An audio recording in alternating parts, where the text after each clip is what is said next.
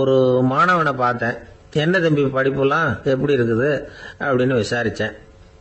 அவன் ரொம்ப அழுத்துக்கிட்டான். நான் நல்லா தான் சார் படிக்கிறேன், இருந்தாலும் புத்தியில் சரியாக ஏற மாட்டேங்குது சார் அப்படின்னா. சரி, இவனும் நம்ம ரகம்தான் அப்படின்னு சொல்லி முடிவு பண்ணிட்டோம். கல்வி கற்கக்கூடிய ஒரு மாணவன் சம்பந்தப்படுற புத்திகள் பல வகை. அதை பற்றி ஒரு பெரியவர் விளக்கி இருக்கிறார். மிருத்து புத்தின்னு ஒன்று இருக்குதான். மிருத்துன்னா மண்ணு. மண்ணால் செவுறு கட்டுறோம்ல, மண் சுவரில் ஆணி அடிக்கிறதும் சுலபம், அதை பிடுங்கி எடுக்கிறதும் சுலபம். அது மாதிரி சில பேர் குரு சொல்லி கொடுக்கறத சுலபமாக கேட்டு தெரிஞ்சு வச்சுக்குவாங்க, கொஞ்ச நேரத்தில் சுலபமாக மறந்தும் போயிடுவாங்க. இது மிருத்து புத்தின்னு பேர், மண் புத்தி. தாரு புத்தின்னு ஒன்று உண்டான். தாருன்னா மரம். அதில் பச்சை மரத்தில் ஆணி அடிக்கிறது சுலபம், ஆனால் அது எடுக்கிறது கஷ்டம். அது மாதிரி ஆசிரியர்கிட்ட இருந்து கேட்டதை கவனமாக மனசில் பதிய வச்சுக்கிட்டு அதை மறக்காமல் இருக்கிறது தாரு புத்தி. பட்டை மரமாக இருந்தால் அதில் ஆணி அடிக்கிறதும் கஷ்டம், அடிக்கிற ஆணியும் சீக்கிரம் நழுவிடும். அது மாதிரி கேட்குற விஷயம் மனசில் பதியறதும் கஷ்டம். அப்படியே பதிஞ்சாலும் அது நீடிச்சு இருக்கிறதும் கஷ்டம், கொஞ்ச காலத்தில் மறந்துடும். இன்னொரு வகை புத்தி ஒன்று உண்டு, அதுக்கு பேர் சிலா புத்தின்னு பேர். சிலான்னா கல். ஒரு கருங்கல்லில் 4 துளையை போட்டு ஒரு துளையில உளிய வச்சு அடிச்சா மற்ற துளை வழியாகவும் பிளந்து கல் 2 ஆயிடும்.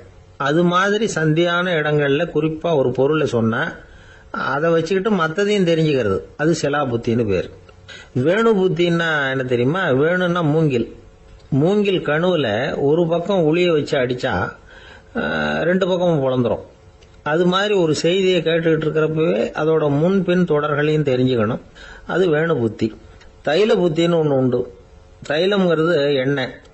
தண்ணியில் ஒரு துளி எண்ணெயை விட்டா அது தண்ணி பூரா பரவி போடுதுல்ல, அது இப்படி பரவுறது மாதிரி ஆசிரியர் சுருக்கமாக ஒரு கருத்தை சொன்னா அதை வச்சுக்கிட்டு பூரா விஷயங்களையும் தெரிஞ்சுக்கணும், அது தைல புத்தி. கற்பூர புத்தின்னு ஒன்று கேள்விப்பட்டிருக்கோம். அது எப்படின்னா, கற்பூரம் தீ பட்ட உடனே பிடிச்சிக்கும்.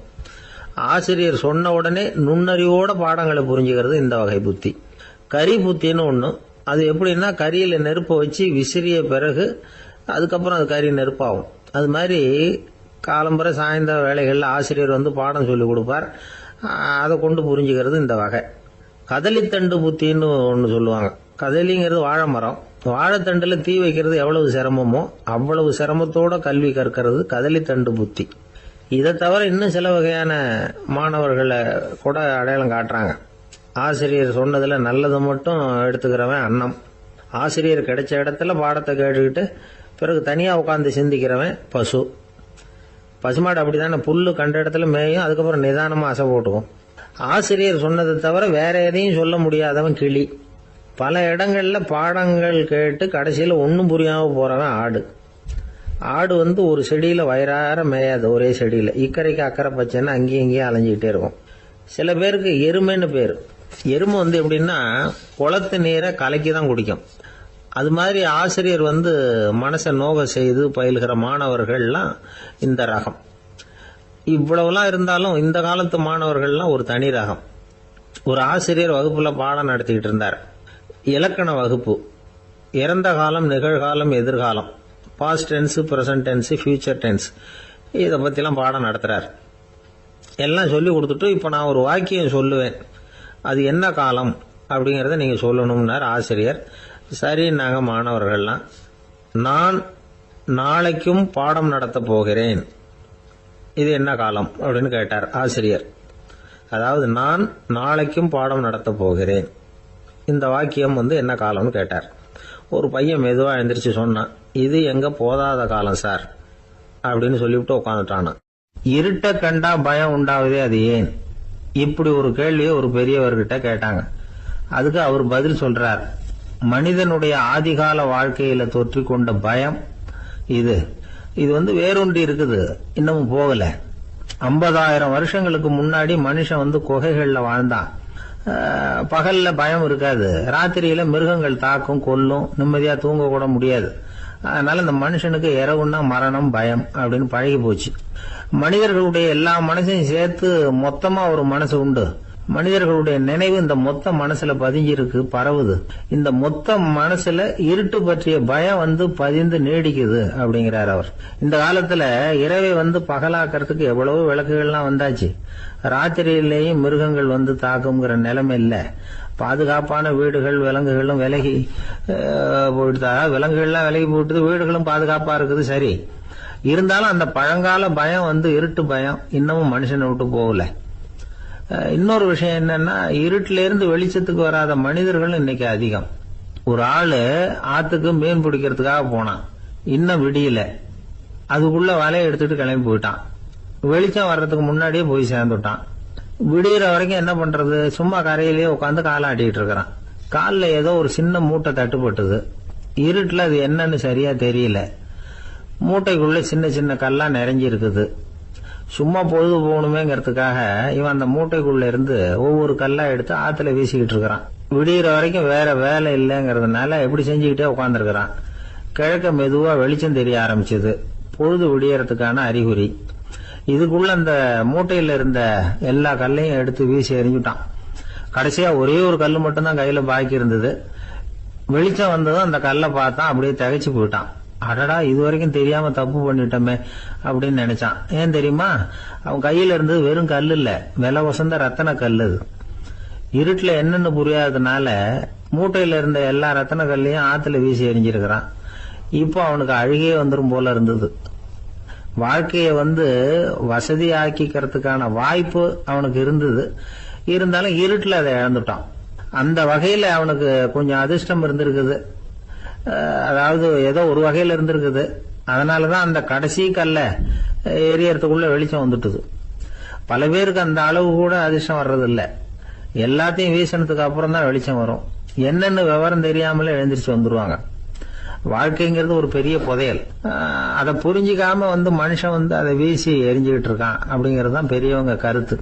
சில பேருக்கு புரிஞ்சுக்கிற நேரம் வரும், அதுக்குள்ள வாழ்நாள்லாம் ஓடி போயிருக்கும். அதுக்கப்புறம் என்ன பண்றது?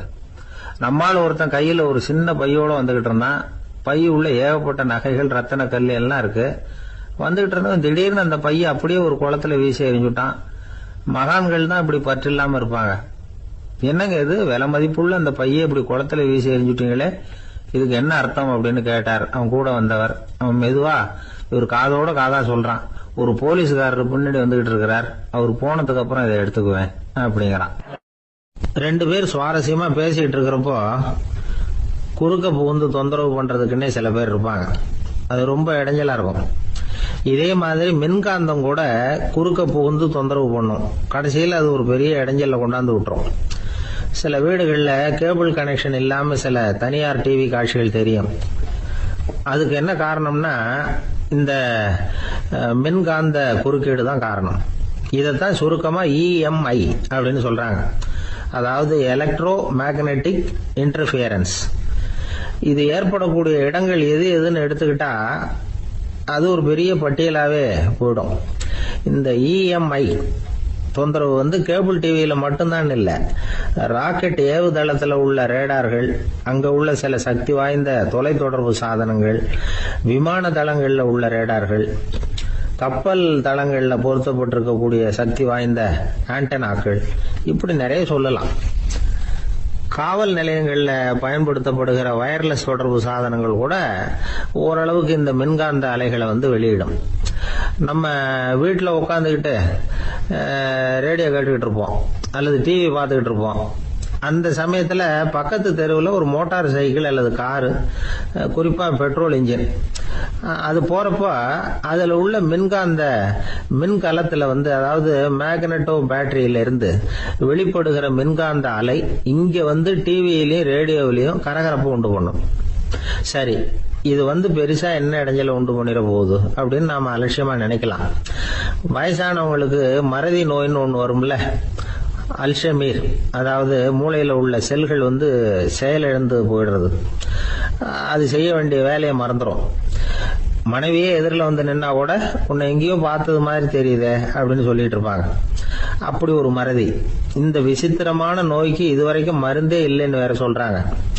இந்த மைக்ரோ ஓவன் அப்படின்னு சொல்லக்கூடிய சமையல் அடுப்புகள் கூட மின்காந்த அலைகளை வந்து வெளியிடுது. சமயத்துல சில தொழிற்சாலைகள்ல கூட பெரிய விபத்துக்களை இந்த EMI உண்டு பண்ணிவிடும். இதை பத்தி தீவிரமா சிந்திக்க ஆரம்பிச்சதே ஒரு விபத்துக்கு பிறகுதான். அமெரிக்காவுக்கும் வியட்நாமுக்கும் இடையில போர் நடந்தது. அந்த சமயம் அமெரிக்காவுக்கு சொந்தமான விமானம் தாங்கி கப்பல் ஒண்ணு வியட்நாமை தாக்கிறதுக்கு தயாரா ஏவுகணைகளோட கடல்ல நிறுத்தி வைக்கப்பட்டிருந்தது. தற்செயலா அந்த பகுதியில கப்பல் தொலைத்தொடர்பு பகுதிக்கு அருகில ஊடுருவிய இந்த சக்தி வாய்ந்த ரேடியோ அலைகள் ஏவுகணையில இருந்த மின்னணு சர்க்கியூட்டை பூர்த்தி செஞ்சு வச்சுட்டுது. அவ்வளவுதான், ஏவுகணை அங்கேயே வெடிச்சு சிதறி போச்சு. 130 பேர் அந்த இடத்திலேயே உடல் கருகி செத்து போட்டாங்க. ஏகப்பட்ட பொருள்கள் நாசம். இந்த விபத்துக்கான காரணம் என்னங்கிறத உடனடியா யாராலையும் கண்டுபிடிக்க முடியல. ரொம்பவும் கடுமையா முயற்சி பண்ணி கடைசியா கண்டுபிடிச்சாங்க, இது இந்த இஎம்ஐ வேலை தான் அப்படின்னு.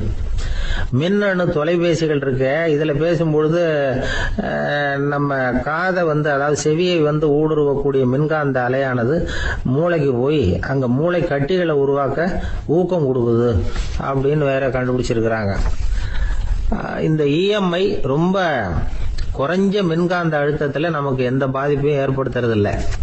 மின்காந்த அலைகள் அழுத்தத்தோட இருக்கிற இடங்கள்ல ரொம்ப நேரம் இருந்தோம்னா நம்ம உடம்பின் வெப்பநிலை 2 டிகிரி செல்சியஸ் வரைக்கும் அதிகரிக்குதாம். அதனால வெப்பநிலையை சீராக்கிறதுக்கு இதய துடிப்பும் அதிகரிக்குது. இப்படிலாம் கண்டுபிடிச்சிருக்கிறாங்க. இப்பெல்லாம் இந்த மின்காந்த குறுக்கீடுகளை தடுக்கிறது எப்படி அப்படின்னு விஞ்ஞானிகள் யோசனை செய்ய ஆரம்பிச்சிருக்கிறாங்க. இந்த விஷயத்துல அலட்சியமா இருந்தோம்னா எதிர்காலத்துல நிறைய பேருக்கு இந்த ஞாபக மறதி நோய் வந்துடும். அப்புறம் அது ரொம்ப கஷ்டமா போயிடும். ஒரு குடும்ப தலைவர் தன் மனைவியை பார்த்து, யார் நீ, உன்னை எங்கேயோ பார்த்தது மாதிரி இருக்குதே அப்படின்னு சொல்லிட்டு இருந்தார். உடனடியாக அவரை போய் பார்த்தேன். வாங்க டாக்டர் கிட்ட போகலாம் அப்படின்னு. அவரு என்னை தனியா அழைச்சிட்டு போய் காதோட காதா மெதுவா சொல்றார், இத பாருப்பா, என் கையில பணம் இல்லாத போகலாம், அப்படி மறதி நோய் வந்துட்டது மாதிரி நடிச்சுக்கிட்டு இருப்பேன், அவ்வளவுதான், அதை நீ கண்டுக்காத அப்படின்னார். ஒரு ஊர்ல ஒரு பெரிய செல்வந்தர் இருந்தார். பணத்துக்கு பஞ்சம் இல்லை. அதனால இந்த உலகத்துல முடியாத காரியம் எதுவும் இல்லைன்னு நினைச்சார். பணம் இருந்தாலே அந்த நினைப்பு தானா வந்துடும். அதனால இவரும் அப்படி நினைச்சதுல ஒன்றும் தப்பு இல்லை. அந்த ஊருக்கு குருநானக் ஒரு தடவை வந்தார். அவருக்கு இந்த செல்வந்தர் ரொம்ப பிரமாதமா ஒரு வரவேற்பு கொடுத்தார். ஊர் எல்லையிலேயே எங்க வீட்டுக்கு விருந்து சாப்பிட்டுட்டு போகணும்னு கேட்டுக்கிட்டார். அவரும் சரின்னு ஒத்துக்கிட்டார். உடனே தன்னுடைய பங்களாவில் ஒரு பெரிய விருந்துக்கு ஏற்பாடு பண்ணார். குருநானக் அழைச்சிட்டு வீட்டுக்கு போனார். உட்கார வச்சார். ஐயா, நான் இந்த ஊர்லயே ரொம்ப பெரிய வசதி உள்ளவன். என்னால எல்லாம் முடியும். உங்களுக்காக நான் என்ன செய்யணும்னு சொல்லுங்க. எதுவா இருந்தாலும் பரவாயில்ல, எவ்வளவு செலவானாலும் பரவாயில்ல, என்னால செய்ய முடியும். என்ன செய்யணும்னு சொல்லுங்க, அது போதும், நான் செய்யறேன் அப்படின்னு நான் ரொம்ப பணிவா. இதை கேட்டதும் குருநானக் சிந்திச்சார் கொஞ்ச நேரம். அதுக்கப்புறம் தன்னோட சட்ட பைக்குள்ள கையை விட்டு ஒரு பழைய ஊசி ஒன்னு எடுத்தார். அந்த செல்வந்தர்கிட்ட கொடுத்தார். இத பாருங்க, இவ்வளவு தூரம் நீங்க கேட்கறதுனால சொல்றேன், எனக்கு நீங்க செய்ய வேண்டிய உதவி இதுதான். ஊசிய கையில வாங்கிக்கிட்டு இதை என்ன செய்யணும் சொல்லுங்க அப்படின்னாரு அவரு. நீங்க செய்ய வேண்டியது என்னன்னா, இந்த ஊசிய பத்திரமா வச்சிருக்கணும். நாம 2 பேரும் இறந்து போனதுக்கு பின்னாடி இன்னொரு உலகத்துல நாம சந்திக்கக்கூடிய வாய்ப்பு இருக்குது. அப்ப இந்த ஊசியை என்கிட்ட கொண்டாந்து கொடுக்கணும். இதுதான் நீங்க எனக்காக செய்ய வேண்டிய உதவி அப்படின்னார் குருநானக் லேசா சிரிச்சுக்கிட்டே. இதை கேட்ட உடனே இந்த பெரியவர் முழிக்க ஆரம்பிச்சிட்டார். அது எப்படிங்க, நான் சாகிறப்ப எப்படி இந்த ஊசியை எடுத்துக்கிட்டு இன்னொரு உலகத்துக்கு வர முடியும்னார். ஊசி மாதிரி ஒரு சின்ன பொருளை கூட இந்த உலகத்தை விட்டு நாம போறப்ப எடுத்துட்டு போக முடியாதுங்கிறப்போ உங்களோட செல்வத்தையெல்லாம் எப்படி அங்க எடுத்துட்டு வர போறீங்க அப்படின்னு கேட்டார் குருநானக். அதுக்கப்புறம் தான் அந்த பெரியவர் யோசிக்க ஆரம்பிச்சாராம். குருநானக் சொல்றார், இத பாருங்க, நாம செய்யற நல்லது கெட்டது தான் கடைசி வரைக்கும் நம்ம கூட இருக்கும். அடுத்தவங்க நல்லா இருக்கணுங்கிறதுக்காக பொருளை செலவு செய்யணும். அப்படி செய்யலைன்னா எந்த பிரயோஜனமும் இல்லை அப்படின்னார். அதுக்கப்புறம் தான் அந்த செல்வந்தரின் அறிவு கண் திறந்துதான். உடனே குருநானக்க வணங்கினார். ஐயா, என்கிட்ட இருந்த ஆணவம் போயிட்டுது. இனிமே என்கிட்ட இருக்கிற செல்வத்தை நல்ல வழியில செலவழிப்பேன் அப்படின்னாராம். நம்ம கிட்ட இருக்கிற பணம் எப்பவும் நம்ம கூடவே வந்துகிட்டு இருக்காதுங்கிறதுக்கு இது ஒரு உதாரணம். அதுக்காக நாம பணம் சேர்க்கறத பத்தி கவலைப்பட வேண்டியதில்லை, பேசாம படுத்து தூங்கிட்டு இருந்தா போதும் அப்படின்னு இதுக்கு அர்த்தம் பண்ணிக்கப்படாது. முறையான வழியில பணம் சேர்க்கணும், அதை முறையான வழியில செலவு பண்ணணும். அதனால ஏற்படக்கூடிய மன நிறைவு இருக்கு பாருங்க, அது அனுபவிச்சவங்களுக்கு தான் தெரியும். சொர்க்கத்துக்கு போறவங்க இங்க இருந்து பணத்தை எடுத்துட்டு போக முடியாது. ஆனா நம்ம செல்வத்தை இங்க மத்தவங்களுக்கு பயன்பட செய்து அதனால ஏற்படுற புண்ணியம் இருக்கு பாருங்க, அதை எடுத்துட்டு போக முடியுமா. இதுதான் ஆன்மீகவாதிகள்லாம் சொல்ற கருத்து. ஜான் நியூட்டன் ஒருத்தர், அவரு சொன்னார், நான் எப்பவாவது சொர்க்கத்துக்கு போய் சேர்ந்தேன்னா அங்க 3 அதிசயங்களை பார்ப்பேன்னார். என்னன்னு கேட்டாங்க. நான் யார் யாரு இருக்க மாட்டாங்கன்னு நினைச்சுக்கிட்டு இருந்தானோ அவங்கள சில பேர் அங்க இருப்பாங்க, அது ஒரு பெரிய அதிசயம்னார். சரி, அடுத்தது என்ன? 2வது அதிசயம் என்னன்னா, அங்க இருப்பாங்கன்னு நான் எதிர்பார்த்த சில பேர் அங்க இருக்க மாட்டாங்க அப்படின்னார். சரி, 3வது பெரிய ஆச்சரியம் என்ன அப்படின்னா, நான் அங்க இருக்க பாருங்க, அதுதான் அந்த 3வது அதிசயம் அப்படின்னாராம். லோகமானிய பாலகங்காதர திலகர் இருந்தார்ல, அவருக்கு 15 வயசுலயே கல்யாணம் நடந்துதான். மனைவி பேரு தபிபாய். ரொம்ப பெரிய குடும்பத்து பொண்ணு, நல்ல குணம். அவங்க குடும்பம் நடத்திக்கிட்டு இருக்கிறாங்க. அந்த காலத்துல திருடர்கள் பயம் அதிகம். இந்த காலத்துல மட்டும் என்னன்னு கேக்குறீங்களா? நீங்க கேக்குறது நியாயம்தான். இருந்தாலும் இந்த காலத்து திருடனுக்கும் அந்த காலத்து திருடனுக்கும் ஒரு முக்கியமான வித்தியாசம் உண்டு. அதாவது அந்த காலத்து திருடன்லாம் நியாயம் அநியாயம் பாக்குறது உண்டு, இந்த காலத்துல அப்படி பாக்குறது இல்லை. அந்த காலத்துல திருட வர்றவங்கள்ட்ட கூட ஒரு தார்மீக உணர்வு உண்டாம். அதாவது அப்போ உள்ள கொள்ளைக்காரங்க எதை களவாடினாலும் சரி, அரிசியை மட்டும் களவாடுறது இல்லையா, அப்படி ஒரு கொள்கை. அதனால பாருங்க, அந்த காலத்து பெண்கள் நகை நட்டுகளை பத்திரமா வைக்கணும்னா பெட்டியில வைக்கிறது இல்ல, அரிசி பானையில போட்டு வச்சு விடுறது. இப்பெல்லாம் பேங்க்ல சேஃப்டி லாக்கர்னு இருக்குல்ல, அது மாதிரி அந்த காலத்துல சேஃப்டி லாக்கருங்கிறது அரிசி பானை. வளையல், மூக்குத்தி, தோடு இப்படி எதுவா இருந்தாலும் அதுல போட்டு பத்திரமா வச்சிருவாங்க. திருடன் அரிசி பானை பக்கம் போறதில்லை.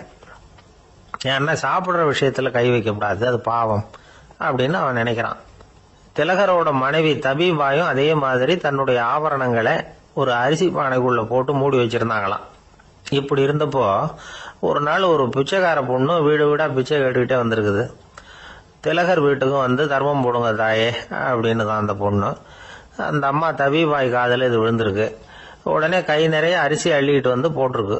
பாத்திரத்துல அரிசியை போட்டதுக்கு அப்புறம் தான் தெரியுது, பளிச்சுன்னு கண்ணுல படுது. அதாவது அந்த அம்மாவோட வைர மூக்குத்தி ஒண்ணு அரிசியோட சேர்ந்து அந்த பிச்சைக்கார பொண்ணு பாத்திரத்துல போய் விழுந்துட்டுது. இந்த அம்மாவுக்கு மனசுக்குள்ள குழப்பம், என்ன இப்படி ஆயிட்டுதே, மூக்குத்தி போயிட்டுதே, பிச்சை பாத்திரத்துல இருந்து அதை எப்படி எடுக்கிறது அப்படின்னு தயக்கம். வாயை திறந்து அதை கேட்கறதுக்கும் கூச்சம். திண்ணையில உட்கார்ந்து இருந்த திலகர் இவ்வளவையும் பார்த்துக்கிட்டு இருக்கிறார். மனைவியின் மனசுக்குள்ள நடக்கிற மௌன போராட்டத்தை அவர் நல்லா புரிஞ்சுக்கிட்டாராம். மனைவியை பார்த்து சொன்னாராம், தபிபாய், இது தெய்வ சம்மதம். அவளுக்கு சேர வேண்டிய மூக்குத்தி அவகிட்ட போயிட்டுது. பிச்சை பாத்திரத்துல விழுந்த மூக்குத்தியை எடுக்க வேணாம் அப்படின்னாராம். சரின்னு சொல்லிவிட்டு மேற்கொண்டு எதுவும் சொல்லாம அந்த அம்மா வீட்டுக்குள்ள போயிட்டாங்களாம். இந்த காலத்துல எல்லாம் அது மாதிரி நடக்குமா? வெறும் அரிசியை போட்டுட்டு விவகாரம் பண்ணிட்டு இருக்க மாட்டோமா? ஒரு பெரிய மனுஷன் வீட்டுக்கு ஒரு பிச்சைக்காரன் வந்தான். ஐயா, நாங்க பிச்சைக்காரங்கள்லாம் சேர்ந்து ஒரு சங்கம் வச்சிருக்கிறோம், அதுக்கு நிதி சேர்க்கிறோம், அதுக்கு ஒரு 100 ரூபா கொடுத்தீங்கன்னா எங்களுக்கு பெரிய உதவியா இருக்கும் அப்படின்னானா. அதெல்லாம் ஒன்றும் கொடுக்க முடியாது போ அப்படின்னாராம் அவரு. அப்படின்னா ஒரு 50 ரூபாயாவது கொடுங்களேன் அப்படின்னு இருக்கான். அதுவும் முடியாதுன்னு சொல்லிவிட்டாரு. 25 ரூபா அப்படின்னு இருக்கான். எதுவும் முடியாது அப்படின்னாராம். சரிங்க, இவ்வளவு பெரிய வீட்டுக்கு வெறுங்கையோட திரும்புறது நல்லா இருக்காது, அதனால சும்மா ஒரு 1 ரூபா மட்டுமாவது கொடுங்க அப்படின்னு இருக்கான் அவன். 1 பைசா கூட என்கிட்ட கிடையாது அப்படின்னு விட்டாரான் இவர். அப்படின்னா நீங்க ஒரு காரியம் பண்ணுங்களேன் அப்படின்னு அவன். என்ன செய்யணும் அப்படின்னு இருக்காரு. எங்க சங்கத்துல நீங்களும் ஒரு மெம்பரா சேர்ந்துருங்க அப்படின்னானா. இந்த உலகத்துல நாம நல்லபடியா இருக்கணும்னா அதுக்கு முக்கியமா தேவைப்படுறது 2. ஒன்னு செல்வம், இன்னொன்னு அறிவு. சரி, இது 2ல சிறந்தது எது அப்படின்னு ஒரு கேள்வி கேட்டா என்ன பதில் சொல்றது? இதே கேள்விய ஹஸ்ரத் அலி அவர்கள் கிட்ட கேட்டாங்களாம். அவர் ஒரு பெரிய அறிஞர். கேள்வி கேட்டவங்களும் சாதாரண ஆட்கள் இல்லை, இவங்களும் அறிஞர்கள். ஒரு நாள் ஹஸ்ரத் அலி அவர்கள் கிட்ட 10 அறிஞர்கள் வந்தாங்களாம். ஐயா, நாங்க 10 பேரும் உங்ககிட்ட ஒரே கேள்வியை தான் கேட்க வந்திருக்கிறோம், ஆனா எங்க 10 பேருக்கும் நீங்க தனித்தனியா பதில் சொல்ல முடியுமா அப்படின்னு கேட்டிருக்காங்க. அதாவது அவங்க ஒரே கேள்விக்கு இவர்கிட்ட இருந்து 10 விதமான பதில் எதிர்பார்க்கறாங்க. சரி கேளுங்க, என்ன கேள்வி அப்படின்னாரு அவர். அப்பதான் அவங்க கேட்டாங்களாம், செல்வம், அறிவு, இது 2ல சிறந்தது எது? இதுதான் கேள்வி. ஹஸ்ரத் அலி என்ன பண்ணார் தெரியுமா? அவங்கள ஒவ்வொருத்தரா கூப்பிட்டார். ஒவ்வொரு விதமான பதில சொல்லி அனுப்புனார். முதல்ல ஒருத்தரை கூப்பிட்டார், சொன்னார், அறிவுங்கிறது தீர்க்கதரிசிகள், ஞானிகள், மகான்கள் இவங்களோட பரம்பரை சொத்து. ஆனா செல்வம்ங்கிறது கொடுங்கோலரின் ஆயுதம், அதனால அறிவு தான் சிறந்தது அப்படின்னார். ரெண்டாவது ஆளை கூப்பிட்டார். உங்ககிட்ட செல்வம் இருந்தா நீங்க தான் அதை காப்பாற்றணும். ஆனா அறிவு உங்களை எப்பவும் காப்பாற்றும். ஆகவே அறிவு தான் சிறந்தது அப்படின்னார். மூணாவது ஆளை கூப்பிட்டார். செல்வந்தனுக்கு எப்போதும் விரோதிகள் அதிகம், ஆனா அறிஞனுக்கு நண்பர்கள் அதிகம், அதனால அறிவு தான் சிறந்ததுன்னார். அடுத்தவரை கூப்பிட்டார். செல்வம் அடுத்தவங்களுக்கு கொடுக்க கொடுக்க குறையும், ஆனா கல்விங்கிறது அதிகரிச்சுக்கிட்டே வரும், கொடுக்கறதுனால குறையாது, அதனால அறிவு தான் சிறந்ததுன்னார். இன்னொருத்தரை கூப்பிட்டார். அறிவு உள்ளவன் எப்பவும் அதை அடுத்தவங்களுக்கு வாரி வழங்கிக்கிட்டே இருப்பான், அதனால அவங்ககிட்ட தாராளத்தன்மை இருக்கும். ஆனா செல்வந்தன் கிட்ட கஞ்சத்தனம் தான் இருக்கும், அதனால அறிவு தான் சிறந்ததுன்னார். ஆறாவது நபரை கூப்பிட்டார். செல்வத்தை கள்வர்கள் திருடிட்டு போக முடியும், ஆனா அறிவை அப்படி திருடிட்டு போக முடியாது அப்படின்னார். ஏழாவது நபரை கூப்பிட்டார். செல்வம் கால ஓட்டத்துல அழிஞ்சிரும், ஆனா அறிவை கால ஓட்டம் ஒன்றும் பண்ண முடியாது, ஆகவே அறிவே சிறந்ததுன்னார். எட்டாவது ஆளை கூப்பிட்டு சொன்னார். செல்வத்துக்கு எப்பவும் எல்லை உண்டு, நிறை உண்டு, அளவு உண்டு, கணக்கு உண்டு, ஆனா அறிவுக்கு அப்படிப்பட்ட எல்லை எதுவும் கிடையாது, அதனால அதுதான் சிறந்ததுன்னார். அடுத்தவனை கூப்பிட்டார். செல்வம் உள்ளத்துல உள்ள ஒளியை போக்கிவிடும், இருட்டை உண்டாக்கிவிடும், விரிந்த மனப்பான்மையை குறுகலாக்கிவிடும். ஆனா அறிவு அப்படி இல்லை, இருண்ட உள்ளத்துல ஒளியை பாய்ச்சி அதை விசாலப்படுத்துது, அதுதான் சிறந்ததுன்னார். கடைசியா 10வது நபரை கூப்பிட்டார். செல்வம் மனசுல செருக்கை உண்டாக்குது, ஆணவத்தை ஏற்படுத்துது, அதனால நானே கடவுள்னு நினைக்கிற அளவுக்கு மனுஷனை தாழ்த்தி விடுது. ஆனா அறிவு பணிவையும் பண்பாட்டையும் வளர்க்குது, அதனால அறிவு தான் சிறந்ததுன்னார். ஆக இப்படி 10 பேருக்கும் 10 விதமா பதில் சொன்னது மூலமா ஹஸ்ரத் அலி அவர்கள் அறிவு தான் செல்வத்தை விட சிறந்தது அப்படிங்கறதுக்கு 10 காரணங்களை சுட்டி காட்டியிருக்கார். அந்த அறிஞர் 10 பேர் கேட்ட ஒரே கேள்விக்கு 10 பதில் சொன்னார். நமக்கு வேண்டிய ஒருத்தர் 10 பேர் கேட்ட கேள்விக்கு ஒரே பதில் சொல்லி சமாளிச்சார். கேள்வி என்ன தெரியுமா? என்கிட்ட வாங்கின கடனை எப்பயா திருப்பி கொடுக்க போற? இதுதான் அந்த 10 பேரும் கேட்ட ஒரே கேள்வி. இந்த மாசம் 26ஆம் தேதி தந்துடுறேன் அப்படிங்கிற ஒரே பதில சொல்லி அவ்வளவு பேரையும் இவர் அனுப்பி வச்சுட்டாராம். எல்லாரும் போனதுக்கு அப்புறம் இவரை தனியா கூப்பிட்டு கேட்டிருக்கிறாங்க. அது என்ன சார் கணக்கு, 26ஆம் தேதி அன்னைக்கு என்ன அதிசயம் நடக்க போகுது அப்படின்னு கேட்டிருக்காங்க. அதிசயம் அன்னைக்கு இல்ல, அதுக்கு முத நாளே நடக்க போகுதுன்னாராம். விவரமா சொல்லுங்கன்னு இருக்காங்க. வேற ஒண்ணும் இல்லைங்க, 26ஆம் தேதி தானே எல்லாரையும் வர சொல்லி இருக்கிறேன், அதுக்கு முத நாளே நான் புறப்பட்டு தலைமறைவாயிட போறேன் அப்படின்னாராம் ரொம்ப பெருமையா. ஒரு ஊர்ல ஒரு மன்னர் இருந்தார், புத்தி கூர்மை உள்ள ஒரு மன்னர்.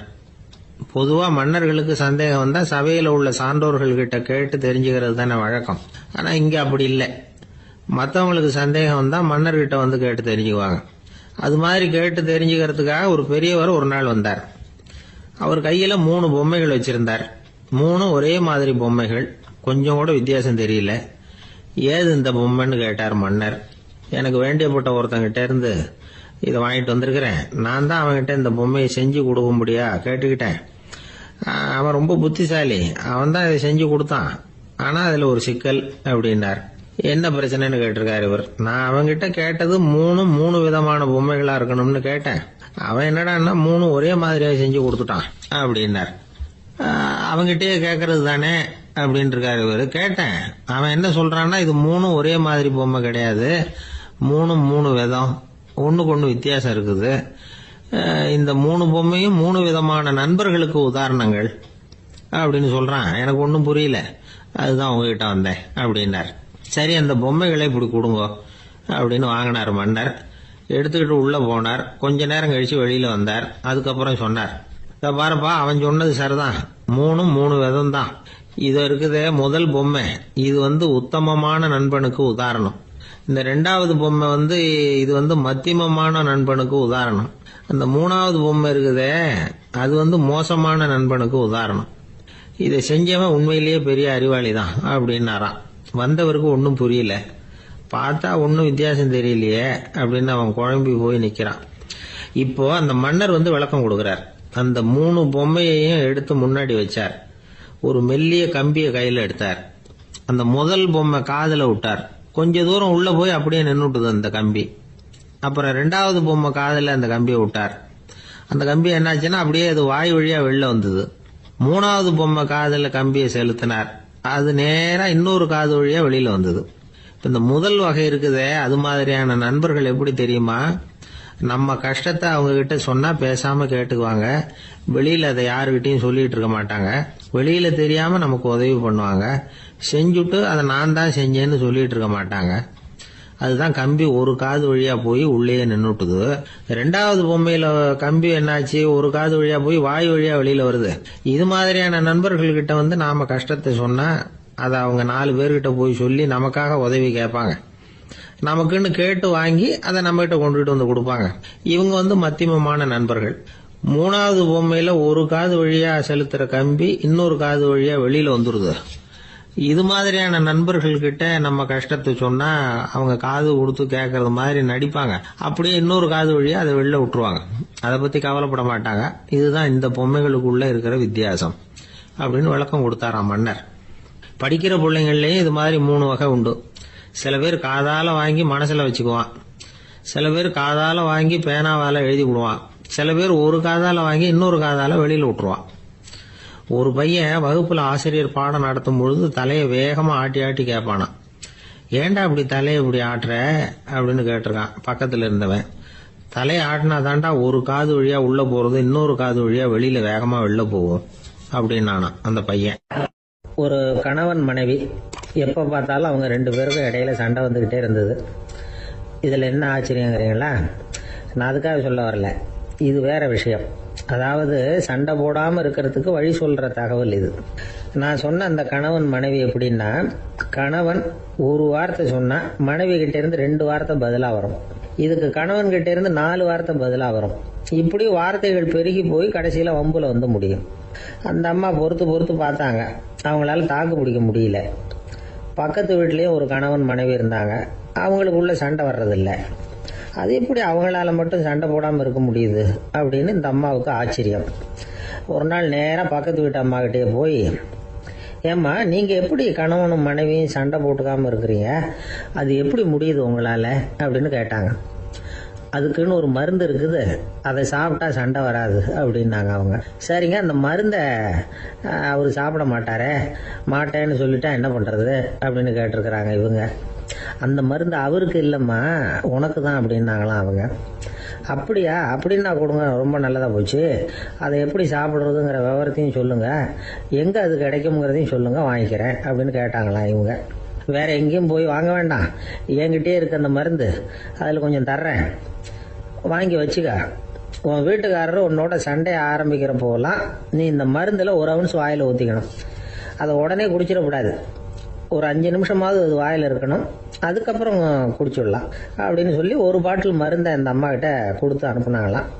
மருந்தை எடுத்துக்கிட்டு இந்த அம்மா வீட்டுக்கு வந்திருக்கிறாங்க. வீடு பூட்டி இருந்ததுனால கணவன் வாசல்லையே காத்துக்கிட்டு இருக்கிறான்.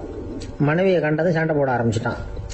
வீட்டை பூட்டி விட்டு எங்கே போய் தொலைஞ்ச, எவ்வளவு நேரமாக ஒரு மனுஷன் வாசல்லையே காத்துட்டு கிடக்கிறது அப்படி இப்படின்னு கத்த ஆரம்பிச்சிட்டான். மனைவி இதுக்கு பதிலே சொல்லலை. அந்த அம்மா பேசாம வீட்டை திறந்தாங்க. சமையல் அறைக்குள்ளே போனாங்க. ஒரு அவுன்ஸ் மருந்தை வாயில் ஊற்றிக்கிட்டாங்க. அன்னைக்கு சண்டை மேற்கொண்டு வளரவே இல்லை, நின்றுட்டுது. மருந்து பரவாயில்லை. அதுக்கப்புறம் பல சந்தர்ப்பங்களில் சண்டை வரும் போல இருக்கிற போலாம் இந்த மருந்து அதை நிறுத்தியிருக்கு. பிரமாதமான மருந்தாக இருக்குது இதை கொஞ்சம் அதிகமாகவே வாங்கி வீட்டில் வச்சுக்க வேண்டியது தான் அப்படின்னு முடிவு பண்ணிட்டு இந்த அம்மா மறுபடியும் பக்கத்து வீட்டு அம்மாட்ட போனாங்க. எவ்வளவு விலையானாலும் சரி, நான் காசு கொடுத்து வாங்கி வச்சுக்கிறேன், எந்த கடையில் இருக்குது இந்த மருந்து சொல்லுங்க அப்படின்னு கேட்டாங்க. இந்த மருந்துக்கு விலையே கிடையாதுங்க, இலவசமாகவே கிடைக்கும்னாங்களாம் அவங்க. அது எப்படி விலையில்லாமல் இதை விற்க முடியுது அப்படின்னு கேட்டாங்களாம் இவங்க. அது மருந்தாக இருந்தால் தானே விலை வைக்கிறதுக்கு, அது வெறும் தண்ணி தானே அப்படின்னாங்களாம். வெறும் தண்ணியா சண்டையை நிறுத்துது அப்படின்ட்டு இருக்காங்க இவங்க. அது சண்டையை நிறுத்தல, உன்னோட மௌனம் தான் சண்டையை நிறுத்துது. நீ வாயில தண்ணியை வச்சுக்கிறதுனால எதிர்த்து பேசுறது இல்ல, அதனால உன்னுடைய கணவர் கோபம் சாந்தமாயிடுது அப்படின்னாங்களாம் அவங்க. இந்த கதையிலிருந்து சண்டையை நிறுத்துற மருந்து எதுன்னு தெரிஞ்சுக்கிட்டோம் இல்லையா. ஒருத்தர் என்ன பண்ணாரு, பாட்டில்ல தண்ணியை ஊற்றி வச்சுக்கிட்டு அவர்கிட்ட வர்றவங்களுக்கெல்லாம் இதை சிபாரிசு பண்ணலாம்னு நினைச்சுக்கிட்டு உட்காந்துருந்தார். ஒரு அம்மா வந்தாங்க. இதை கேட்டுவிட்டு இதையே ஒரு மருந்து மாதிரி கொடுக்கலாம்ங்கிறது அவர் முடிவு. அதனால பாட்டிலில் தண்ணி அடித்து வச்சுக்கிட்டு அதில் கலருக்காக என்னத்தையோ ஒரு ஜீரகம் அது மாதிரி எதையாவது கலந்து வச்சுக்கிட்டு ஒரு மருந்து மாதிரி ஒரு பாவனையில் வச்சுக்கிட்டு உட்காந்துருக்காரு. யாராவது வீட்டில் சண்டைன்னா என்கிட்ட வாங்க மருந்து தரேன்னு. ஒரு அம்மா வந்தாங்க. எனக்கு என் வீட்டுக்காரருக்கும் அடிக்கடி சண்டை வருதுங்க அப்படின்ட்டு இருக்காங்க. கவலைப்படாதம்மா, நான் ஒரு மருந்து தரேன்னு சொல்லி வீட்டுக்குள்ளே போய் ஒரு பாட்டில் எடுத்து வந்து கொடுத்தாரு. பாட்டிலில் இருக்கிறது என்னங்கிறத சொல்லிவிட்டு அது பேரில் மரியாதை வராது இல்லையா, அதனால் சொல்லலை. அந்த அம்மா வாங்கிட்டு போனாங்க. 4 நாள் கழித்து திரும்பி வந்தாங்க. என்னம்மா வீட்டில் சண்டை நின்று போச்சான்னு கேட்டிருக்காரு இவர். அங்கே நின்று போச்சுங்க, இப்போ உங்ககிட்ட ஆரம்பமாக போகுதுன்னாங்களாம். என்னம்மா அப்படின்ட்டுருக்காரு அவர் பயந்து போய். பின்ன என்னங்க, நீங்கள் என்ன மருந்து கொடுத்துருக்குறீங்க என்னங்க அப்படின்னாங்களாம் கோவமா. அது வெறும் தண்ணி தானே அப்படின்ட்டுருக்காரு இவர். தண்ணியா இது, நல்லா பாருங்கள் அப்படின்னு அந்த பாட்டில் நீட்டினாங்களாம். இவர் வாங்கி பார்த்துருக்காரு. அப்புறம் தான் விஷயம் புரியுது அவருக்கு. இவர் கை தவறுதலாக அவங்க வீட்டில் இருந்த மண்ணெண்ணெய் பாட்டில் எடுத்து அவர்கிட்ட கொடுத்துருக்குறாங்க. அப்புறம் என்ன ஆகும், சண்டை வராமல். ஒரு அழகான கடற்கரை, சுற்றுலா பயணிகள் நிறைய பேர் அங்கே வந்து போகிறது வழக்கம். சனி ஞாயிறு கூட்டம் அதிகமாக இருக்கும். அதோட விளைவு என்னங்கிறது அடுத்த நாள் தான் தெரியும். ஆமாம், அந்த கடற்கரையை சுத்தப்படுத்துகிற தொழிலாளிகள் திங்கட்கிழமை ரொம்ப சிரமப்படுவாங்க. சனி ஞாயிறு வந்த கூட்டம் கடற்கரை பூராவும் காலி ஐஸ்கிரீம் கப்புகளை வந்து வீசி எறிஞ்சிட்டு போயிடுவோம். ஆயிரக்கணக்கான கப்புகள் அங்கே பரவலாக கிடக்கும். அதையெல்லாம் பொறுக்கி எடுத்து சுத்தம் பண்ணி ஆகணும். இதனால் திங்கட்கிழமை வேலைக்கு வர்றதுக்கு எல்லாரும் பயப்படுவாங்க. அப்படி ஒரு நிலைமை. பல பேர் அன்னைக்கு வந்து லீவ் எடுத்துகிட்டு போயிடுறது வழக்கம். நமக்கு எதுக்கு இன்னைக்கு தொந்தரவுன்னு. இது ஒரு பெரிய பிரச்சனையாக இருந்தது. இதுக்கு என்ன பண்ணலாம் அப்படின்னு யோசனை பண்ணாங்க. ஒரு ஆலோசனை கூட்டத்துக்கு ஏற்பாடு பண்ணாங்களாம். அந்த நகர நிர்வாக அலுவலர்கள், பணியாளர்கள் எல்லாரும் அதில் கலந்துக்கிட்டாங்க. கூட்டம் ஆரம்பமாச்சு. ஆரம்பத்தில் சொன்னாங்க, இந்த பிரச்சனைக்கு ஒரு தீர்வு வேணும், என்ன பண்ணலாம், அதை முடிவு செய்யறதுக்கு தான் இந்த கூட்டம். இதில் நீங்கள் செய்ய வேண்டியது என்னென்னா, உங்களுக்கு தோன்றுகிற யோசனை எதுவாக இருந்தாலும் சொல்லுங்கள். கொஞ்சம் கூட தயக்கம் வேண்டாம். நாம் சொல்கிற யோசனை ஈடுபடுமா படாதா அப்படின்லாம் யோசிக்க வேணாம். எல்லாருடைய யோசனைகளையும் அப்படியே பதிவு செய்துக்கிறோம். கடைசியாக அதிலிருந்து ஒரு சிறந்த யோசனையை தேர்வு பண்ணி அதை பயன்படுத்தலாம். இந்த சந்தர்ப்பத்தில் இன்னொரு முக்கியமான வேண்டுகோள், எவ்வளவு சாதாரணமான யோசனையாக இருந்தாலும் சரி, அது சொல்லும் பொழுது அடுத்தவங்க வந்து ஏளனம் செய்யக்கூடாது. இது ஒரு பெரிய யோசனையா அப்படின்னு சொல்லி எதையும் அலட்சியப்படுத்தக்கூடாது. இதுதான் அந்த கூட்டத்தின் ஆரம்பத்தில் செய்யப்பட்ட அறிவிப்பு. உடனே அந்த கூட்டத்தில் இருந்தவங்க ஆளுக்கு ஒரு யோசனை சொல்ல ஆரம்பிச்சாங்க.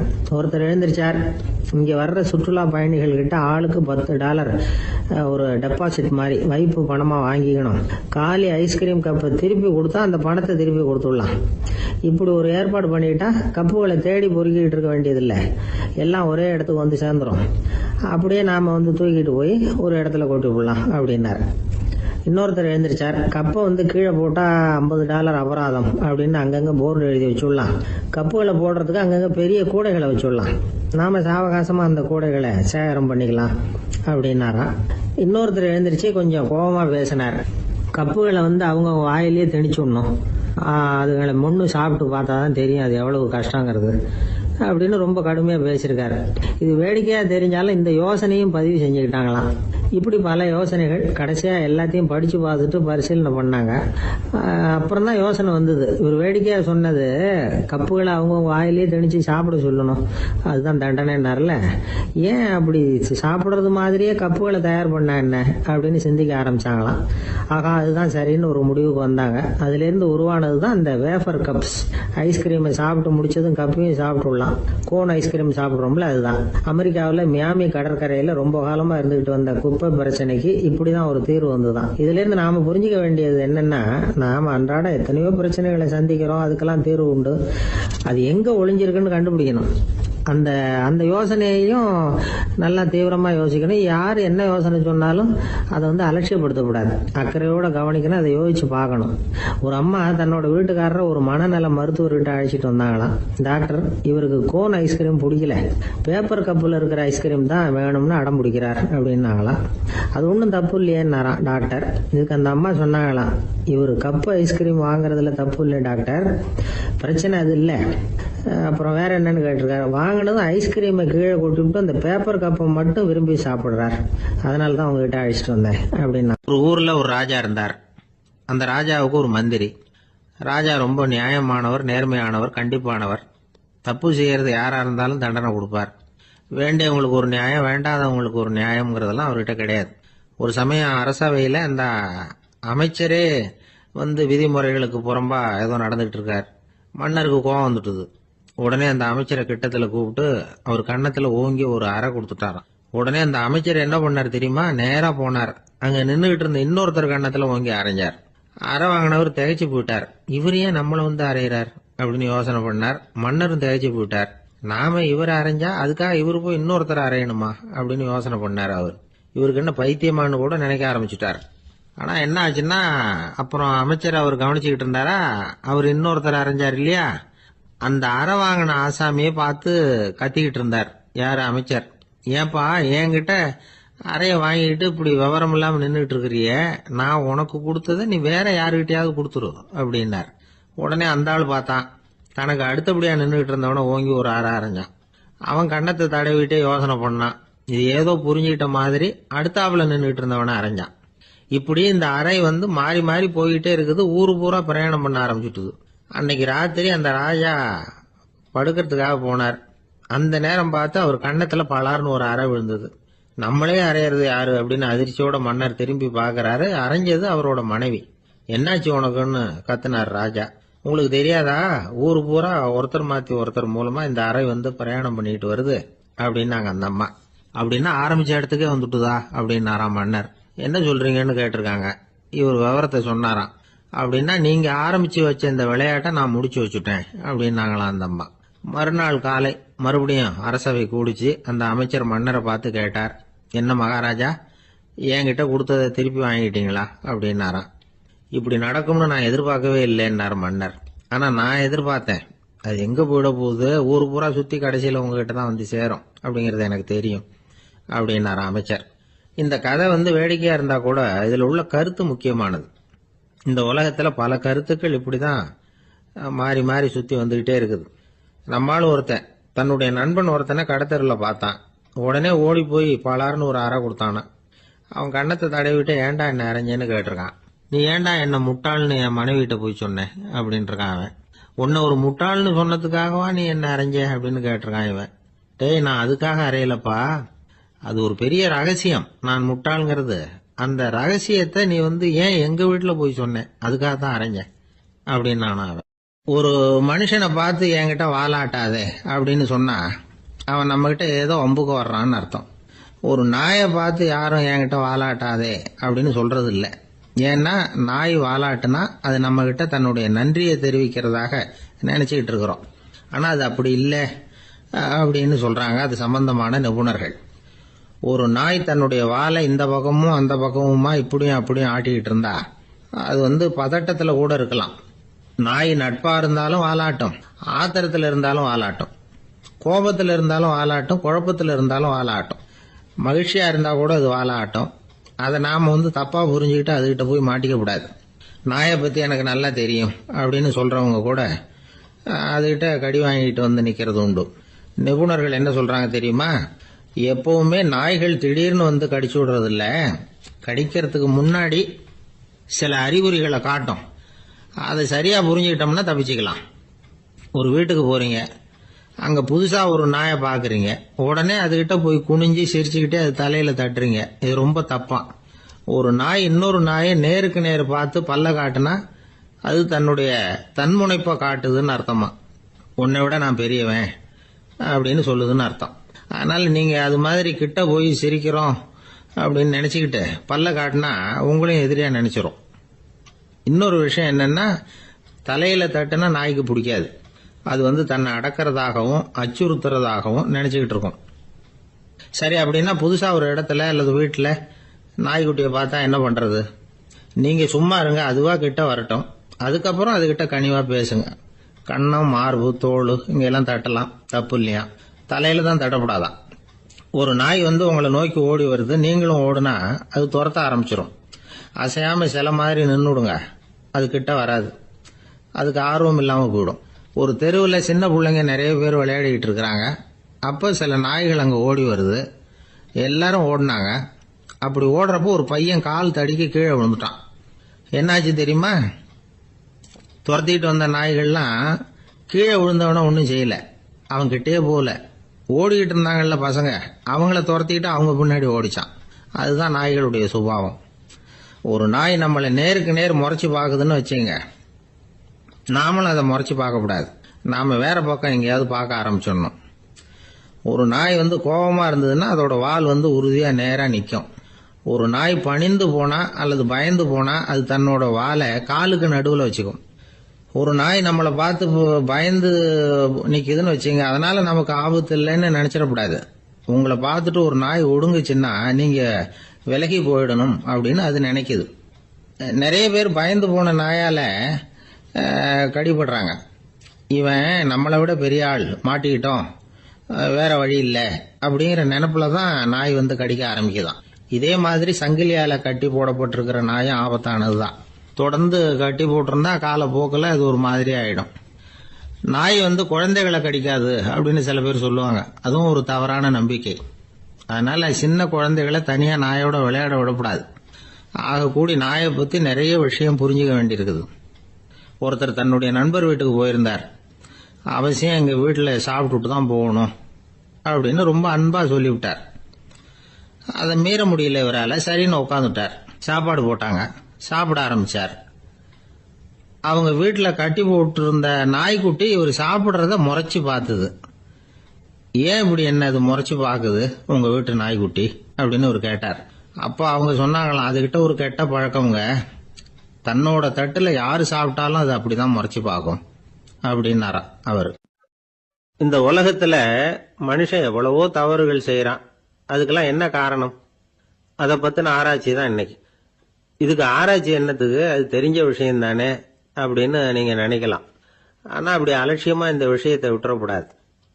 பொதுவா எல்லோரும் நினைக்கலாம், எது சரி எது தவறு அப்படின்னு தெரியாததுனால தான் மனுஷன் தப்பு பண்றான் அப்படின்னு. ஆனா அப்படி சொல்லிட முடியாது. மனுஷன் தெரிஞ்சே தான் தவறுகள் பண்றான். இப்போ உதாரணத்துக்கு ஒரு சாலையில இடது பக்கம் போக வேண்டிய ஒருத்தர் நடுக்கோட்டை தாண்டி வலது பக்கமா வண்டியை ஓட்டிட்டு போறாருன்னு வச்சுங்க. என்னப்பா இது தப்பு இல்லையா அப்படின்னு அவர்கிட்ட கேட்டா, அதெல்லாம் எனக்கு தெரியும், நீ உன் வேலையை பார்த்துட்டு போ அப்படிம்பார். வலது பக்கமா போறது தப்புன்னு தெரிஞ்சே தான் அவர் அப்படி செய்யறார், அப்படி போறார். பெரிய உத்தியோகத்தில் இருக்கிறவங்க கூட லஞ்சம் வாங்குறாங்க. அவங்களுக்கெல்லாம் லஞ்சம் வாங்குறது தப்புன்னு தெரியலன்னு அர்த்தம். திருடுறது தப்புன்னு தெரியாமலாம் மனுஷன் திருடுறான். நல்லாவே தெரியும். நீங்க வேணும்னா கேட்டு பாருங்க, வேற வழி இல்லை அதனால தான் திருடுறேன்பா. திருடுறது ஒரு புண்ணியமான காரியம்னு திருடனே கூட சொல்ல மாட்டான். திருடுறது தவறுங்கிறது திருடனுக்கு தெரியும் அப்படிங்கறத விளக்கறதுக்காக ஒரு பெரியவர் ஒரு கதை சொன்னார். அதாவது 2 திருடர்கள் 2 பேரும் சேர்ந்து ஒரு வீட்டுக்கு போய் ஒரு 10,000 ரூபாயை திருடிட்டு வந்துடுறாங்க.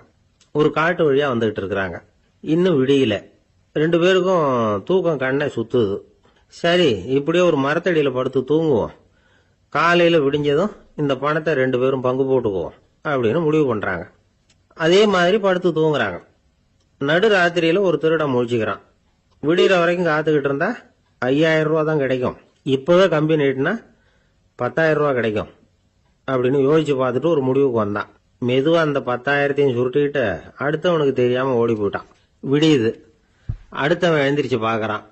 பணத்தையும் காணல, பாகஸ்தனையும் காணல. இந்த திருடன் அந்த திருடனை திட்டுறான். திருட்டு பய, அயோக்கிய பய, இப்படி அநியாயமா கிளப்பிட்டு போட்டானே அப்படிங்கிறான். இதுல இருந்து என்ன தெரியுது? தெரியாம எடுத்துக்கிட்டு போறது திருட்டு, அயோக்கியத்தனம், அநியாயம் அப்படிங்கறது இவனுக்கு தெரிஞ்சிருக்குது.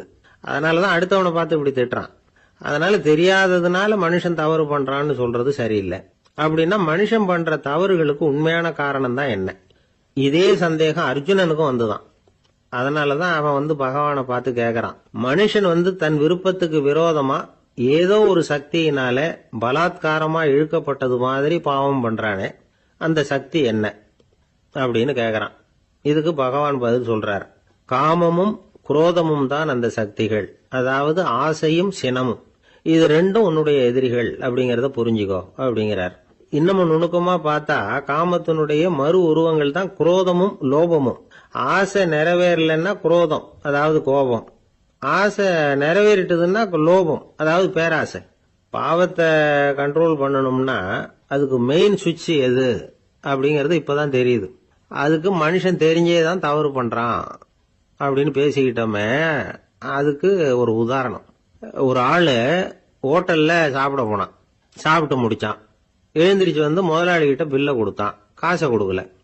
முதலாளி பணம் கொடுன்னு கேட்டார். இவன் என்கிட்ட பணம் இல்லைன்னா. முதலாளி கொஞ்சம் கூட அலட்டிக்கல. உள்ளே இருந்து ஒரு ஆளை கூப்பிட்டார். இவனை கூப்பிட்டுட்டு போய் இட்லி மாவு ஆட்ட சொல்லுன்னார். இவனும் கவலைப்படாம உள்ள போயிட்டான். அப்போ அழைச்சிட்டு போற ஆளு கேக்குறான், ஏன் சார் சாப்பிடுறதுக்கு முன்னாடி காசு இல்லைங்கிறது உங்களுக்கு தெரியாதா அப்படின்னு கேக்குறான். தெரியும், காசு இல்லைங்கிறதும் தெரியும், காசு இல்லாம சாப்பிட்டா மாவாட்டணுங்கிறதும் தெரியும் அப்படின்னா அந்த ஆள். அப்படின்னா நீங்க உங்க வீட்லயே சாப்பிட்டு இருக்கலாமே அப்படின்னு கேக்குறான் அவன். அதுக்கு இவர் சொல்றாரு, அது எப்படி, அங்க சாப்பிட்டாலும் நான் இதே வேலையை தானே செய்ய வேண்டியிருக்கும் அப்படின்னாராம். நமக்கு முன்னாடி நமக்கு வேண்டிய ஒருத்தர் ஒரு கிளாஸ்ல நமக்கு பழச்சாறு கொண்டாந்து வைக்கிறாருன்னு வச்சுங்க. உடனே நாம என்ன பண்ணுவோம், எடுத்து கிடுகிடுன்னு சாப்பிட்ருவோம் அடுத்தவங்க யாரும் வர்றதுக்குள்ள. அதை விட்டுட்டு அதை கொண்டாந்து வச்சவர்கிட்டயே அதோட விலை என்ன அப்படி இப்படின்னு நான் கேட்டுக்கிட்டு இருப்போம்.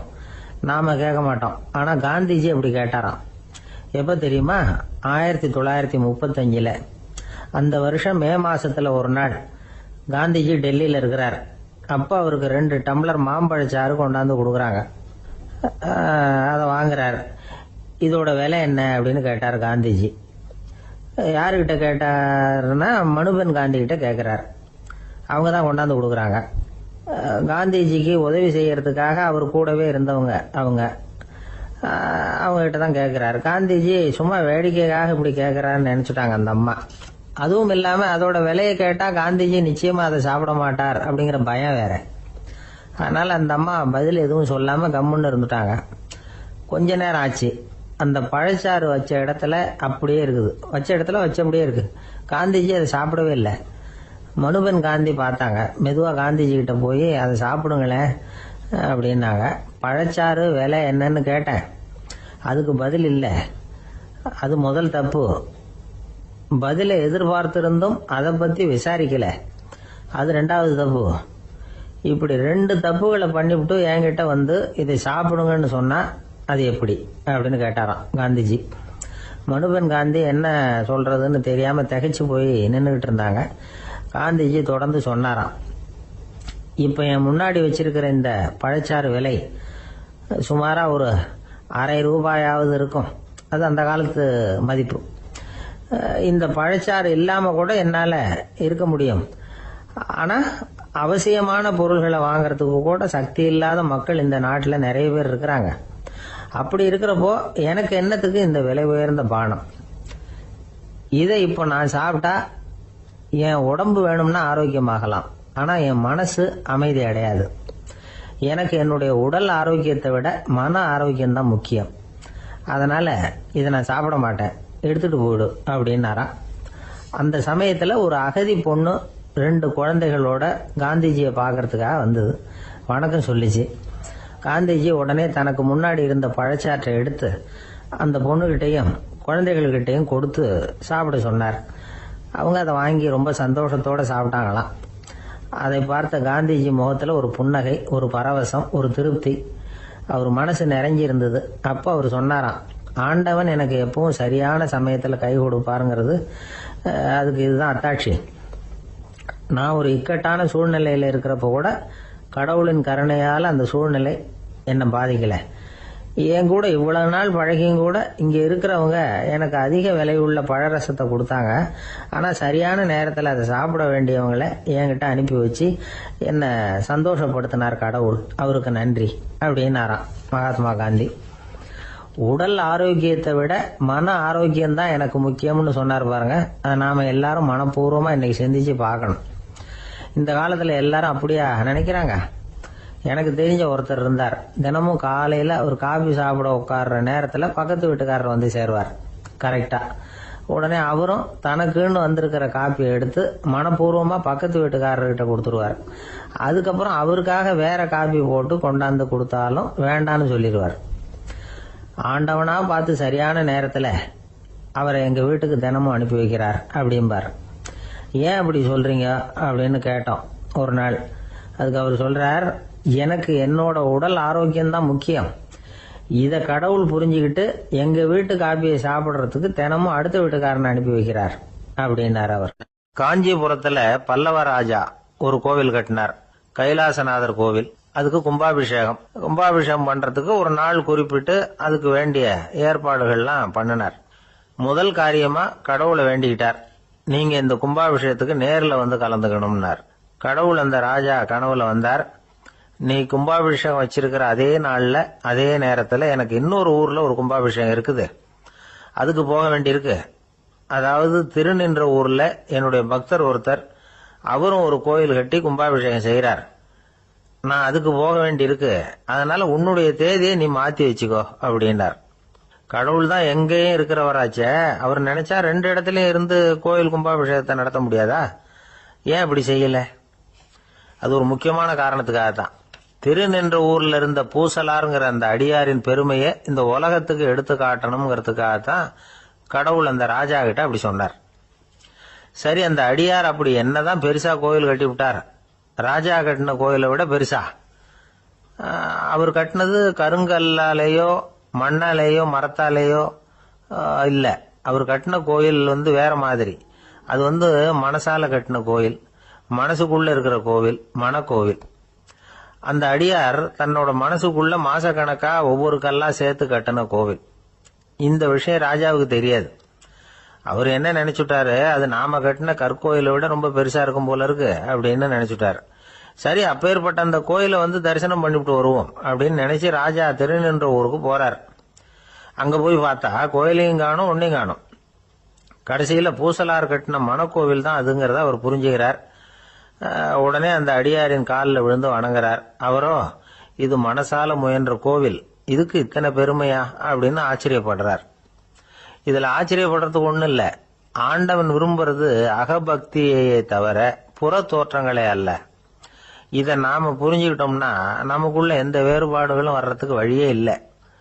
இன்னொரு ராஜா இருந்தார். அவரு ஆண்டவனுக்கு படைக்கிறதுக்காக ஒரு தார் நல்ல செவ்வாழைப்பழமா எடுத்துக்கிட்டு போகணும்னு நினைச்சார். அதனால முத நாளே அதை வாங்கிட்டு வர சொன்னார் வேலைக்காரங்கிட்ட.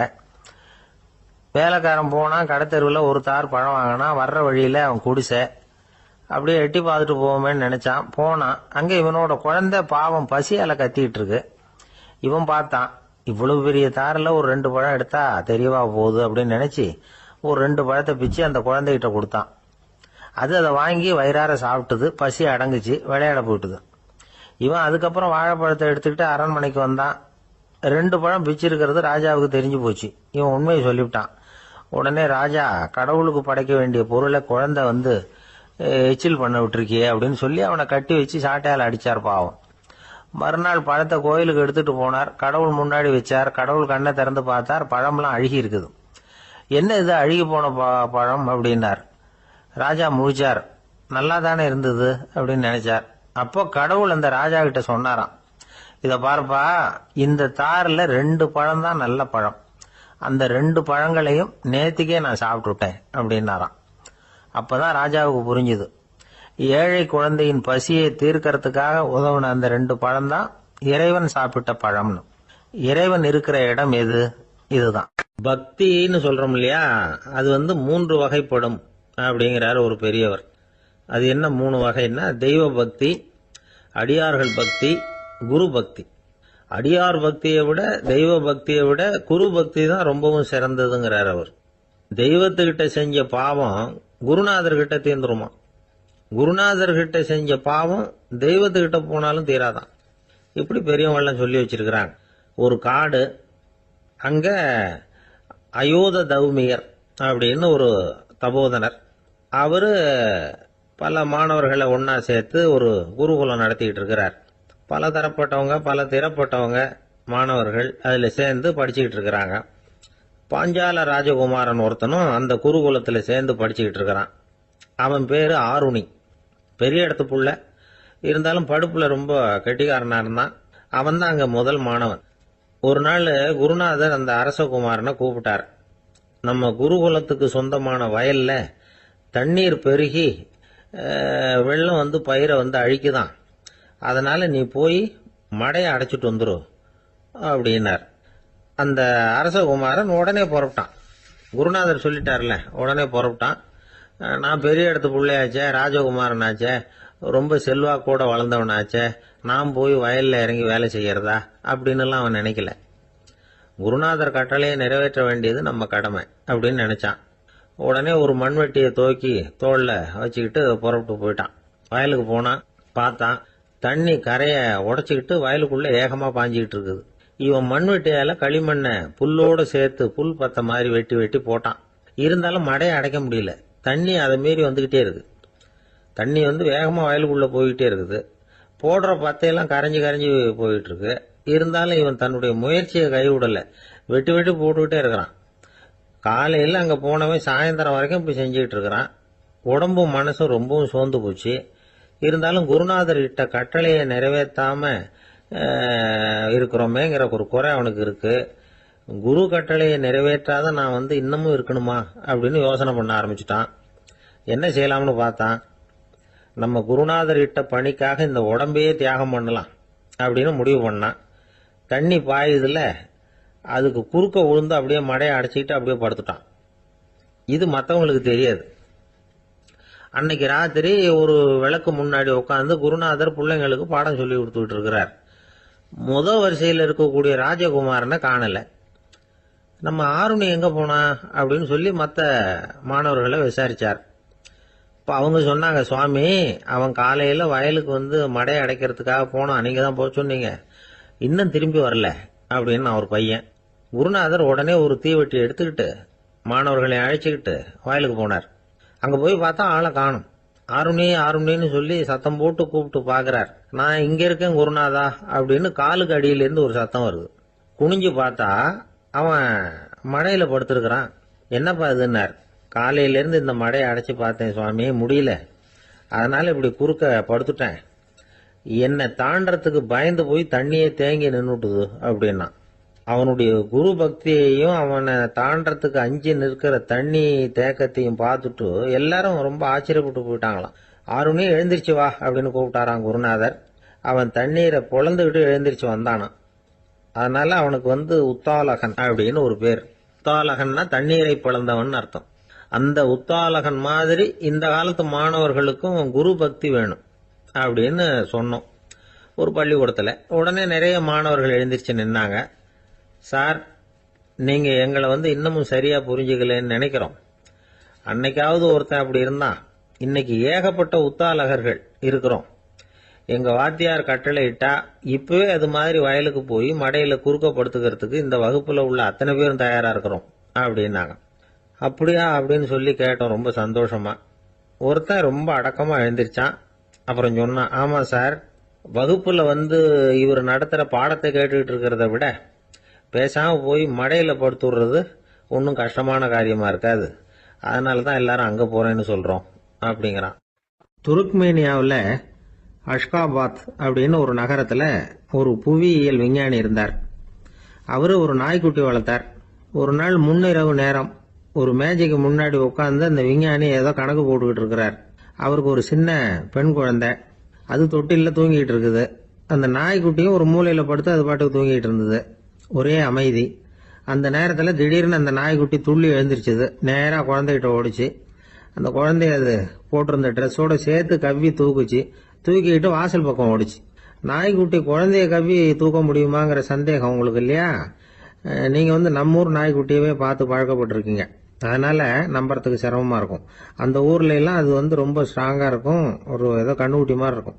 விஞ்ஞானி அதை பார்த்துட்டார். உடனே அந்த நாய்க்கு வெறி பிடிச்சிட்டுதுன்னு முடிவு பண்ணிட்டு தன்னோட கை துப்பாக்கி எடுத்துக்கிட்டு ஓடி வந்தார். அவர் வெளியில நாய்க்குட்டி எங்க அப்படின்னு பார்த்து தேடுறார். அந்த நேரத்துல அந்த வீடு இடிஞ்சு விழுது. காரணம் பூமி அதிர்ச்சி. இப்படி பூமி அதிர்ச்சி உண்டாக போகுதுங்கிறது அந்த நாய்க்குட்டிக்கு முன்னாடியே தெரிஞ்சு போச்சு. அதுதான் குழந்தைய தூக்கிட்டு வெளியில ஓடி வந்திருக்குது. அது மூலமா அந்த குடும்பத்தையே காப்பாத்தி இருக்குது அந்த நாய்க்குட்டி. இந்த சம்பவம் நடக்கிறதுக்கு 3 நாளைக்கு முன்னாடியே சில பிராணிகளுக்கு இப்படி நடக்க போகுதுங்கிறது தெரிஞ்சிருக்குதான். ஆமா, அந்த நகரத்துல 3 நாளைக்கு முன்னாடியே பாம்பு, பல்லி இதெல்லாம் அது தங்கியிருந்த வலையை விட்டு வெளியில ஓடி வந்துட்டுது. அதே மாதிரி அங்க இருந்த புறாவெல்லாம் பறந்து போயிடுச்சான். இதே மாதிரி யுகோஸ்லோவியாவில் கூட ஒரு நகரம், அங்க ஒரு நாள் ராத்திரி ஒரு மிருக காட்சி சாலையில திடீர்னு ஒரு பெரிய கலவரம், கூச்சல், குழப்பம். அங்க இருந்த கழுதை, புலி, யானை, பறவை எல்லாம் கண்ணாபின்னான்னு கத்த ஆரம்பிச்சுட்டுது. நீர் யானை அதுக்குன்னு போட்டிருந்த தடுப்பையே தாண்டி குதிச்சு வெளியில வந்துட்டுதான். மறுநாள் தான் எல்லாருக்கும் விஷயம் புரிஞ்சுது. அடுத்த நாள் காலையில அங்க பூமி அதிர்ச்சி உண்டாயிட்டுது. இப்ப பாருங்க, அதாவது மனுஷனை போய் தீர்க்க தரிசி அது இதுன்னு சொல்லிட்டு இருக்கிறோம். இவனை விட அது பரவாயில்லைன்னு தோணுது. அதாவது மிருகங்கள் ஒன்னு நடக்க போகுதுங்கிறத முன்னாடியே புரிஞ்சுக்குதே. சரி, இதெல்லாம் எப்படி அது முன்கூட்டி புரிஞ்சுக்குது? அதுதான் படைப்பு ரகசியம். அதை கண்டுபிடிக்கிறதுக்கு தான் மனுஷன் ஆராய்ச்சி பண்ணிட்டு இருக்கிறான். விஞ்ஞானிகளோட ஆராய்ச்சியெல்லாம் ஒரு பக்கம் இருக்கட்டும், வீட்டுக்குள்ளேயே சில ஆராய்ச்சி பண்ணி பாருங்களேன். இப்ப சில யோசனை சொல்லி அதை சோதனை பண்ணி பாருங்க அப்படின்னு ஒருத்தர் சொன்னாராம். அதாவது இப்ப மழை வருமா வராதா அப்படின்னு தெரிஞ்சுக்கணுமா, உடனே ஒரு பூனைக்குட்டி பின்னாடியே மெதுவா போய் அது என்ன செய்யுதுன்னு கவனிச்சு பார்க்கணும். பூனைக்குட்டி தன்னோட பாதத்தினால சுகத்துல அப்படி கீறிக்கிட்டு இருக்கும். அப்படி கீறினா கண்டிப்பா மழை வரும். சில சமயம் பூனைக்குட்டி அப்படியே மல்லாந்து படுத்துக்கிட்டு பாதத்தை உயர தூக்கும், அப்படியும் புரளும். இப்படி செஞ்சதுன்னா அன்னைக்கும் மழை இருக்காது. அதனால முன்னாடி இருந்தது மழை வர்றதுக்கு அறிகுறி, இது மழை இல்லைங்கிறதுக்கு அறிகுறி. பறவைகள் பிராணிகள் இதுகளோட நடவடிக்கைகளை பார்த்துட்டு அதையெல்லாம் அடிப்படையா வச்சுதான் காலநிலையை கண்டுபிடிக்கிற கருவிகளை கண்டுபிடிச்சிருக்கிறாங்க. வாத்து இருக்குல்ல, சில சமயம் தன்னோட அழகை தன்னோட இறகுகள்ல அப்படியே புதைச்சிக்கும். அப்படி செஞ்சா குளிர்காலம் வரப்போகுதுன்னு அர்த்தம். பருவநிலை குளிரா மாறப்போகுதுங்கிறதுக்கு இதுதான் அறிகுறி. சிட்டுக்குருவி இருக்குதுல்ல, அதெல்லாம் புழுதியில உழுந்து புரளும், சிறகுகளை படபடன்னு அடிச்சுக்கும். அப்படி செஞ்சா மழை வரப்போகுதுன்னு அர்த்தம். ஒண்ணு மட்டும் நாம நல்லா தெரிஞ்சுக்கணும், இயற்கையின் சீற்றம்னு சொல்றோம் இல்லையா, இயற்கை ஏன் நம்ம மேல கோவப்படுது?